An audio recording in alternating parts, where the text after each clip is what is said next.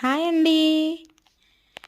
చాలా ఈజీగా fish cleaning ఎలా చేయాలో చూపిస్తాను చూడండి. ముందుగా చిన్న బ్లేడ్ తీసుకుని మన చేతులు తెక్కోకుండా చేతులకి క్లాత్లు అయితే చుట్టుకొని చేప తోకపాటు దగ్గర నుంచి స్లోగా బ్లేడ్తో స్కిన్ అనేది పోసుకుంటూ రావాలి.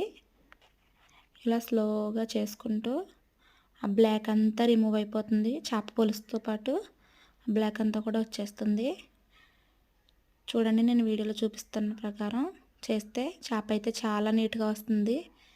అలాగే చేప నీసు వాసన అనేది కూడా బాగా తగ్గుతుంది. మనకు చాలా టైం సేవ్ అవుతుంది. అలాగే ప్రాసెస్ కూడా చాలా ఈజీగా ఉంటుంది. మామూలుగా అయితే మనం రాయి మీద పెట్టి ఆ బ్లాక్ అంతా ఎంత తోమినా సరే బ్లాక్ అంతా పోదు. కానీ ఈ విధంగా చేపను చేస్తే మాత్రం చేప కూడా చాలా నీట్గా వస్తుంది. అలాగే నీచు వాసన అనేది కూడా ఉండదు. చేపలు చేయడం రాని వాళ్ళకి కూడా ఈ టైప్లో చేస్తే చాలా ఈజీగా చేసేస్తారు. నేను ఫస్ట్ టైం చూసినప్పుడు కష్టం అనుకున్నాను. అలా 2-3 సార్లు చేసిన తర్వాత నాకు బాగా ఈజీగా వచ్చేసింది. చూడండి, ఎంత పెద్ద చేప అయినా సరే ఇలా ఈజీగా చేసేసుకోవచ్చు. చేప స్కిన్ అంతా చూడండి ఎలా ఉందనో. చేపలు చేయడం రానటువంటి మీ ఫ్రెండ్స్ అండ్ ఫ్యామిలీ మెంబర్స్కి ఈ వీడియోని షేర్ చేయండి. ఈ వీడియో కొంతమందికన్నా ఉపయోగపడుతుంది అనుకుంటున్నాను. అలాగే చేపను ముందుగా కోసేసిన తర్వాత ఆ శంకులన్నీ కోసేసుకుని ఆ తలకాయ ఉంది కదండి, ఆ తలకాయ పార్ట్ అంతా మనం అప్పుడు రాయి మీద పెట్టుకుని తోముకోవాలి. వీడియో అయితే క్లారిటీగా లేదు, మా పాప తీసింది, క్లారిటీ లేదు. వీడియో కోసం అయితే ఏమనుకోవద్దు.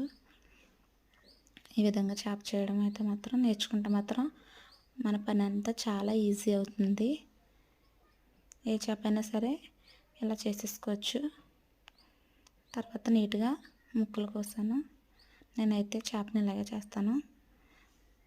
అలాగే బ్లేడ్తో కాకుండా నైఫ్తో కూడా చేసేదాన్ని.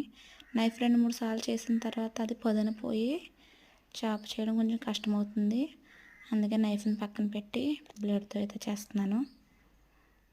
ఇది ఈ విధంగా నేర్చుకున్న తర్వాత నాకైతే చాలా ఈజీ అనిపించింది. అంతకుముందు చేపను చూసి భయపడిపోయేదాన్ని. ఇప్పుడు ఎంత పెద్ద చేప అయినా సరే చాలా ఈజీగా చేసేస్తున్నాను. అండ్ చాలా నీట్గా కూడా ఉంటుంది. చూడడానికి కూడా చాలా వైట్గా చేప అందంగా కనబడుతుంది. వీడియో నచ్చినట్టయితే లైక్ చేయండి. ఇలాంటి మరిన్ని యూజ్ఫుల్ వీడియోస్ కోసం మా ఛానల్ని సబ్స్క్రైబ్ చేసుకోండి.